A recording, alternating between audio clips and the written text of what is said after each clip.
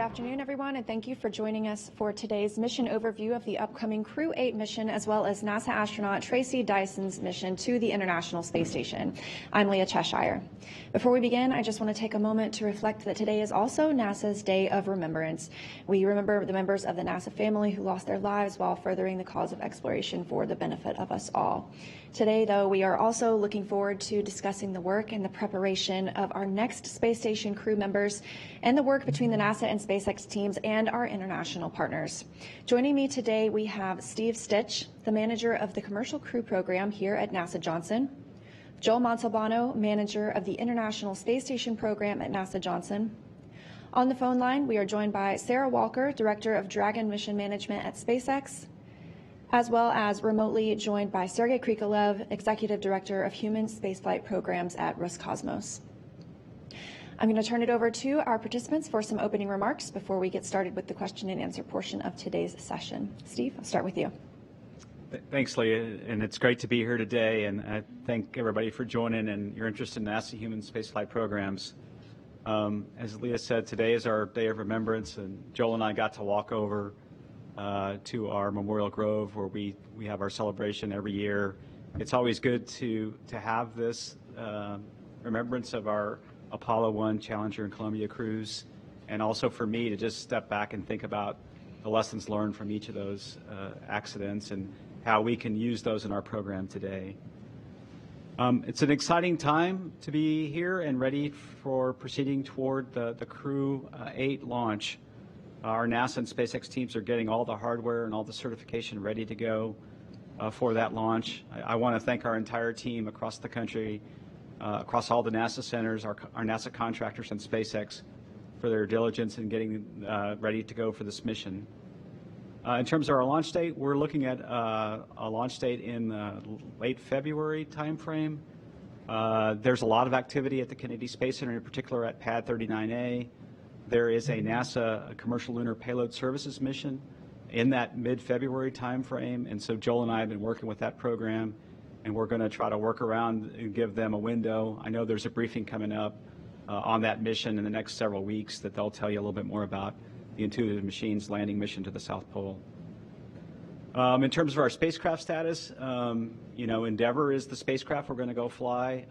It's our first time to fly this spacecraft for the fifth time. It was the spacecraft we flew for Demo 2, and it's hard for me sitting here to talk about flying it for the fifth time, but that is our plan. That spacecraft is doing really well. All the spacecraft components are down at Dragonland and at the Kennedy Space Center, and I know Sarah will talk more about Dragon processing. The next big milestone really is to mate the Dragon vehicle with the trunk. We spent a lot of time checking out the prop system just to make sure it's ready to go with some of the corrosion issues that we've talked about for previous flights, and so the prop system's been checked out and it's all ready to go. In terms of our launch vehicles, the second stage for the Falcon 9 rocket is there already at the hangar at KSC, and then we should have the first stage there sometime next week, and so we'll have all the components there and they'll go through their final processing for flight. The crew is doing really well. They went down on January 12th to the Kennedy Space Center to Dragonland to check their spacecraft out. I happened to be on a similar flight for them, and I got to see Matt and Mike and Jeanette and Alexander, and they're really excited to go fly the mission. When I talked to them last week, they're ready to go, and they're very excited. What's next for us is really to just start going through all the final certification work. Joel will talk about his first review coming up Friday. We'll get into the flight readiness review process.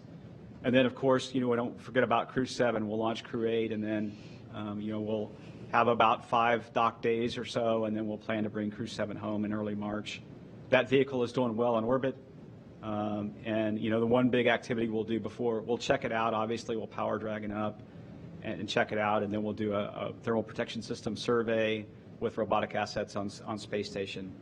So we're looking forward to Crew-8, looking forward to getting Crew-7 home, and with that, I'll turn it over to Joel. Hey, thank you, Steve. Steve mentioned the readiness review. So on the space station schedule, we're having the readiness review for Crew-8 and the Crew-7 return tomorrow. And so that kind of sets us up for the readiness review process that we have a readiness review in the station program. There's a commercial crew readiness review, a SpaceX readiness review, and then at the end we'll have an agency readiness review down at the Kennedy Space Center. We're excited about Crew-8. Having another crew coming to the International Space Station is always a fun thing to talk about. Once they get on board, we'll have about a 5 to 7 day handover with probably closer to 5 days with the Crew-7 and Crew-8, depending on weather and how things go there. The Crew-8 mission, they'll be up there about 180 days, so we're looking at our end of that mission in late August. That team is scheduled to do about 200 experiments in science, research, technology development, and commercialization activities in low Earth orbit. So looking forward to that mission. Continuing on in the theme of crews, we have a Soyuz mission scheduled for March 21st and out of Baikonur. And we'll have Tracy Caldwell will be our astronaut on that mission. So we're looking for Tracy and the Oleg and Marina, an awesome mission there. The launch time for that mission is pretty nice. Houston time, 8:08 a.m. or 20:08:21 a.m. Central Time for that mission. On board the Axiom 3, we had an awesome launch last week and a good docking over the weekend. The Axiom 3 mission continues to integrate well with the onboard crew. This is our longest private astronaut mission, so 14 dock days to the International Space Station. And so right now we're targeting a February 3rd undock, and as we get closer, we'll go ahead and look at the landing weather, and then that may be adjusted. Switching over to cargo, the Northrop Grumman team is moving back to the Kennedy Space Center with the Cygnus spacecraft, and the Cygnus spacecraft will launch on a Falcon rocket Monday, 11:29 Central Time. And that sets us up for a rendezvous with the berthing and capture on the 31st early in the morning, about 2:30 a.m. Central Time. Following that mission, we'll have a Progress launch, and that's scheduled for the evening of Valentine's Day Central Time. And so looking forward, ISS continues to be a busy place. Last few months, we've been talking a lot about 25 years of the International Space Station, and we're not stopping rocking and rolling. So just an awesome place to be. A huge thank to Steve and the Commercial Crew Program, our international partners, our domestic space partners that make all this happen, and of course, all my colleagues in the International Space Station Program. So with that, I'll hand it over to Sarah. Thank you for having me today. I'm excited to speak to you about our preparations for the Crew-8 mission as well, coming up next month. I do want to acknowledge today's day of remembrance as well. We at SpaceX are driven forward daily, but especially today, by a deep awareness that this industry is only doing the exciting things it is doing today because we stand on the shoulders of men and women who bravely went before us. So we want to learn from their legacy. We want to build upon the path that they set us on, and always prioritizing human life above all else in every single decision that we make. So thanks to NASA for the bar that you've set and the ways you continue to partner and guide us into this bright future. Over here at SpaceX, we've had an exciting start to the year. We've had 7 missions launched since New Year's Day just a few weeks ago. A week ago today, as Joel mentioned as well, we launched our first human spaceflight mission of the year, which was AX-3. And then 2 days later, this past weekend, Saturday morning, Dragon Freedom, carrying the AX-3 crew, joined Dragon Endurance, which was on board the space station with the Crew-7 crew. So we hope the Axiom mission accomplishes everything they hope it will in terms of science on board. And thanks, Joel, for dedicating some of your resources and crew members to helping support that mission up there. And we look forward to bringing them safely home next week. Additionally, as Joel also mentioned, we're about to launch our first Cygnus spacecraft cargo resupply mission to the station on Monday, which is an absolute honor that Falcon 9 gets to support and participate in crew and cargo missions in multiple ways, and we look forward to many more missions. As for Crew-8 and Dragon Endeavour, which Steve mentioned is the name of this 5th flight Dragon spacecraft, our teams continue to prepare the vehicles for launch with one of the final International Space Station readiness reviews coming up tomorrow. The booster, which happens to be a first flight booster, this mission shipped to the Cape on Monday, this past Monday, where it'll join stage 2, which is already in the hangar at Pad 39A in Florida awaiting launch. The Dragon spacecraft completed some major gates just before Christmas, including prop checkout, heat shield mate, and closeout. And the crew also had the opportunity to complete their test drive a couple weeks ago, which is when they get into their flight vehicle and at the Cape, and they check out all the connections between their seats and their flight suits and audio and environmental control and more. I think I'll just conclude with saying human spaceflight is core to SpaceX's ultimate mission, and flying crew safely is always our top priority today and every day. We only launch when we're ready. I think you've heard us say that 100 times on these calls. But so far things are going great for Crew-8, and we're on track for a launch next month. Thank you for including me in today's briefing.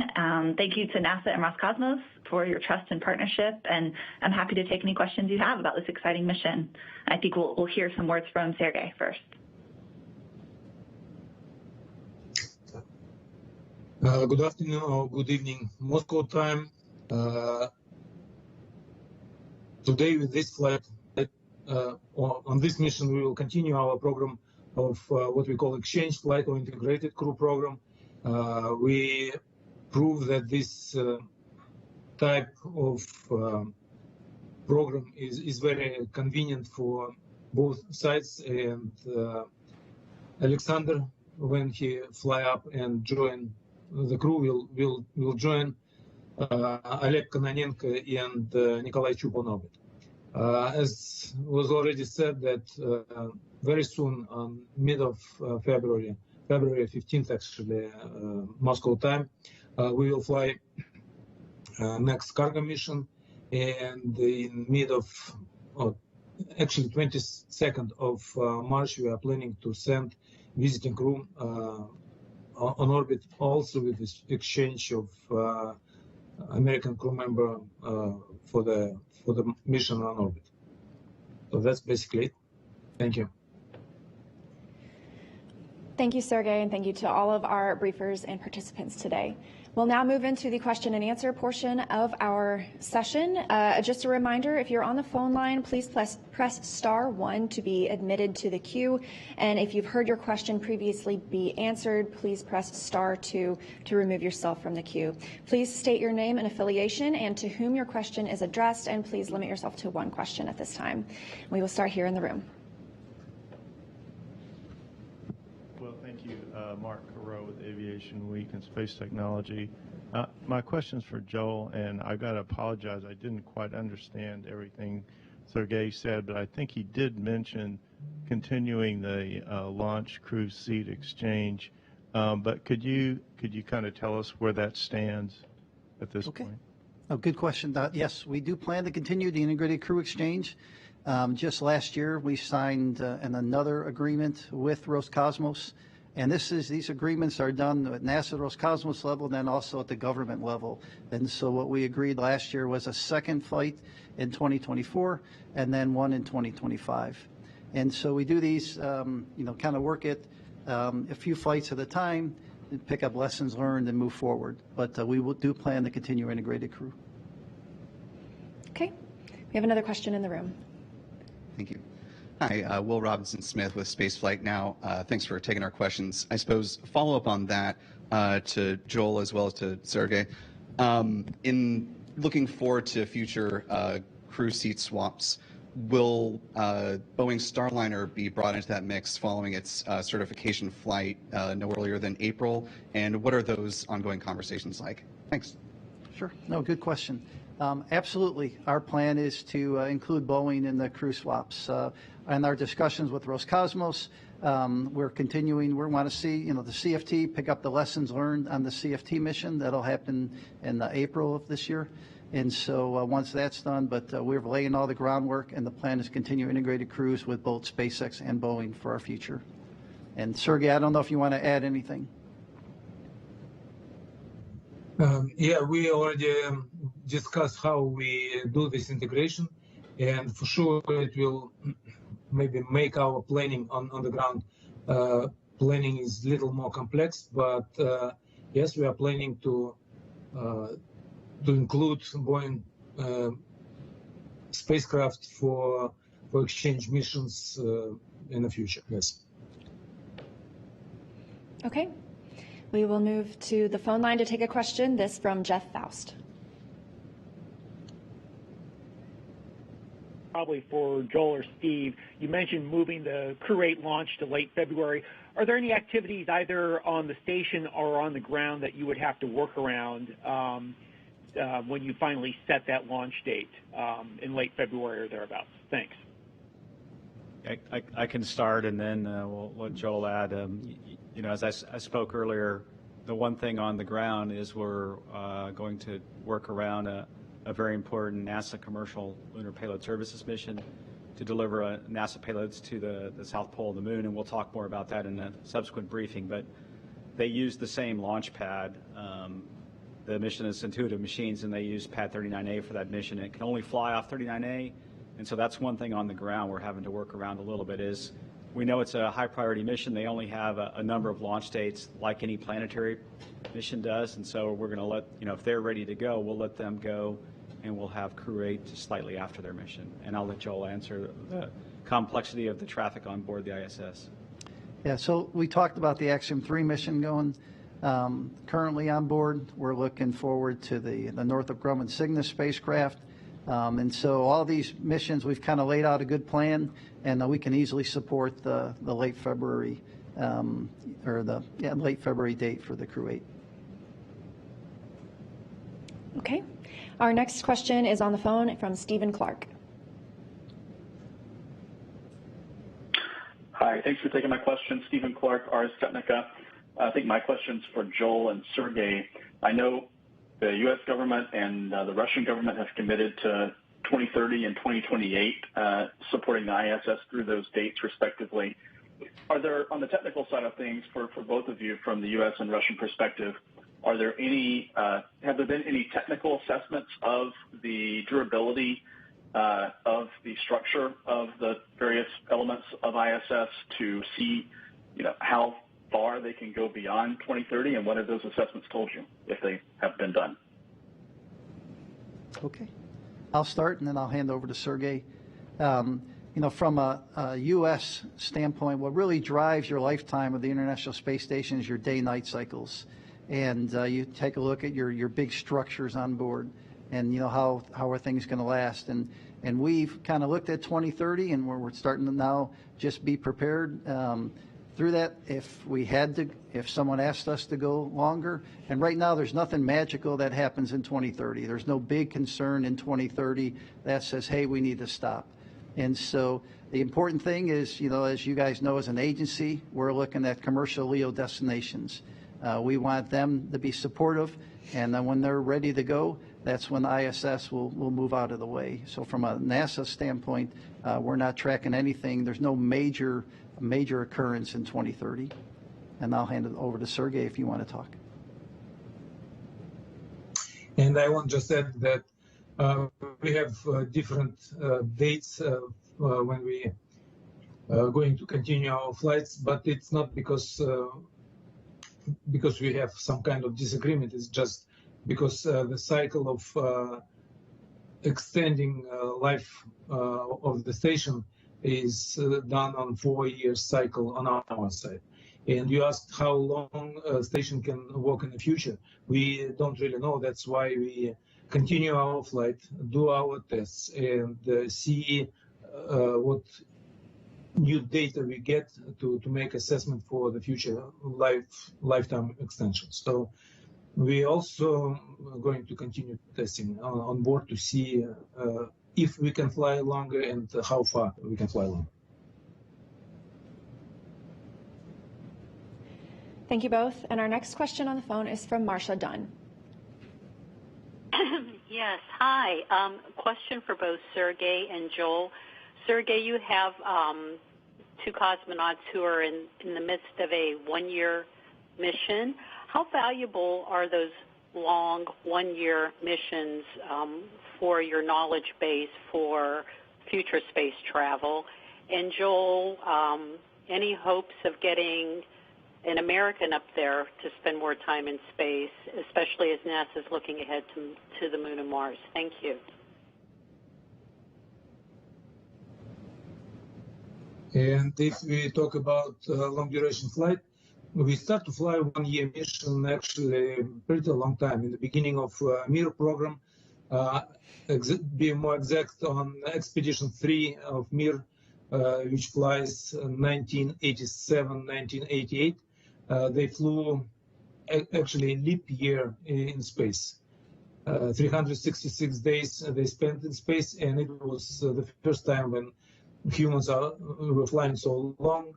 But for medical science, very important is statistics. So every time our crew members are flying longer, we get new data, we get more knowledge. And if you said about flying to moon, maybe it's not as important because flight to moon not as long as our long duration flight on the station, but this kind of flights would be very useful for flights to Mars or maybe asteroids. And let's see, from my side, we're talking with our human research program. They would like additional one-year subjects. What we've been talking about is we want to get both Boeing and SpaceX flying regularly to the International Space Station. And then once that's done, we'll figure out where to place these one-year missions. But right now, there's no immediate, nothing in the near future for a U.S. astronaut to go for a year. Okay. Our next question on the phone is from Bill Harwood. Yeah, hey guys. This is for Steve, I think. Could you give us a little more clarity on Crew-8 launch dates? And I realize these things aren't set yet, but the question really is, if Intuitive launches on time, what's the earliest Crew-8 could launch? And conversely, if Intuitive slips out of the February launch period, what's the earliest Crew-8 could launch? Thanks. Yeah, good questions, Bill, and that's exactly what Joel and I are looking at.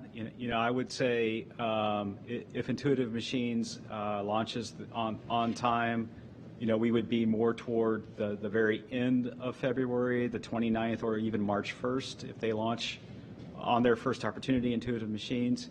If they slipped out of the window, I suspect we could go as early as maybe around the 22nd or so of March, so rough. And Joel and I will kind of formalize this next week at our joint program control boards, and we'll get that out. But that's kind of the time frame we're thinking right now, that range of, somewhere around the 22nd through the end of February, maybe 1st of March. And we have another question in the room. Thank you, Mark Corot from Aviation Week in Space Technology. Who's in line to command Expedition 71?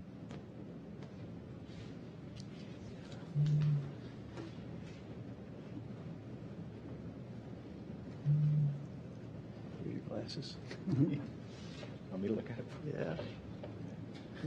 Yeah. We're always working together here. I can read it for you if you need me to. Yeah. Oh, Oleg Kononenko is going to stay the commander. I'm sorry. Yeah, that was because he's up there for a year. It doesn't make sense to swap out once you're a commander. It doesn't make sense when you're still on board to swap out, and so Oleg will stay the commander. Okay. Thank you all for joining today. It looks like that's all the questions that we have on the phone and in the room, and we hope that you'll stay tuned for our Crew-8 and Tracy Dyson news conference later this afternoon. Thank you.